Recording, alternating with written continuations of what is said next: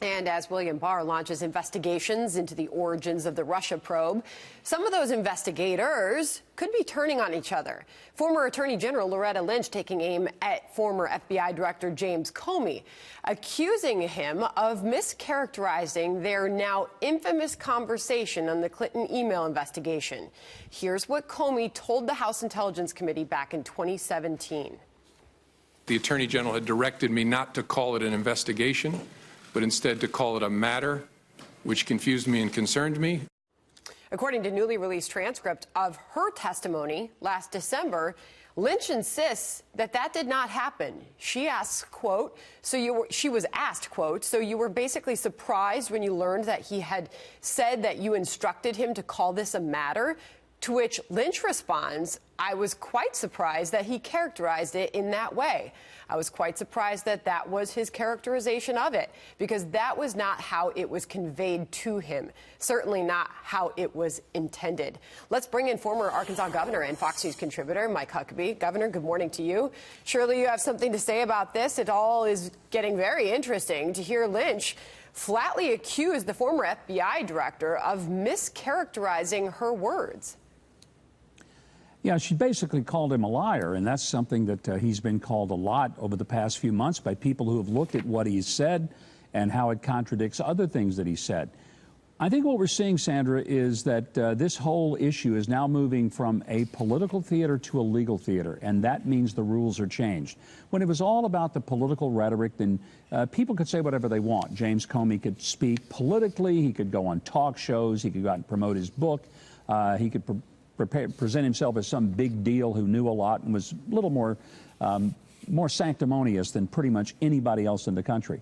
Now, things have changed. William Barr is going to be looking at this not over the politics, but whether or not people broke the law, whether or not they stepped over their lines and did something that was not just unethical, but was illegal, something that could cost them really their freedom. I think it's going to be interesting as these folks are turning on each other out of a matter of self-preservation. Really interesting to read through her words here as our first look at the actual transcript of this closed-door meeting. And she said, quote, I have never instructed a witness as to what to say specifically.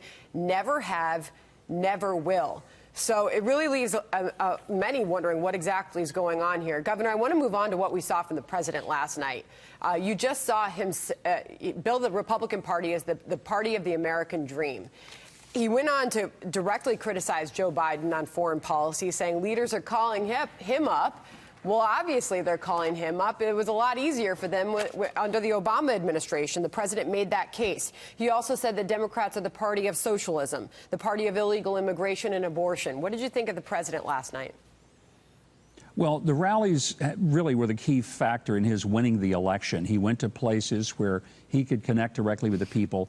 And I think the rallies are an important part of his communication strategy now, because can you imagine that the New York Times, the Washington Post, or some of the other networks are ever going to let Donald Trump say what he says without their interpretation?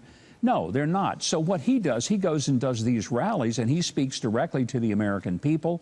When the sound bites get taken, they can't edit that.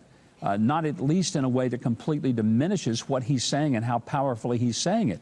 It's an incredibly brilliant strategy. He's bypassing the traditional way. Instead of having the New York Times tell America what he said, he's just saying it directly to their faces. And it's such a brilliant approach, and it's working. Well, you look at the strategy to take on Joe Biden, you look at the polling in that state, Governor, and there's a reason for that. In a potential matchup, this is the latest Quinnipiac polling in the state of Pennsylvania, and it has Biden leading against President Trump 53 to 42%, Governor. Yeah, and the same polls that we had just before the election said that there was no pathway for Donald Trump to win. There was no way. I had this conversation with many people, including many colleagues on air at Fox just before the election. I said he was going to win. They said, no, there's no pathway. I talked to some of the best pollsters in the country. Only one pollster in America that I'm aware of, John McLaughlin, said Trump was going to win.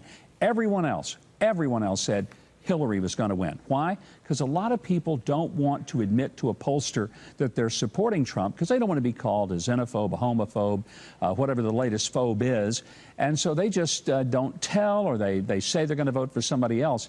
But look at the numbers of these rallies. Yeah. I mean, Donald Trump brings them by the tens of thousands every time he goes somewhere. And then you have Beto speaking to enough people that they could all fill a booth at the Waffle House with room for guests. The same thing, even Biden at his best rally is bringing him in maybe by a couple of hundred.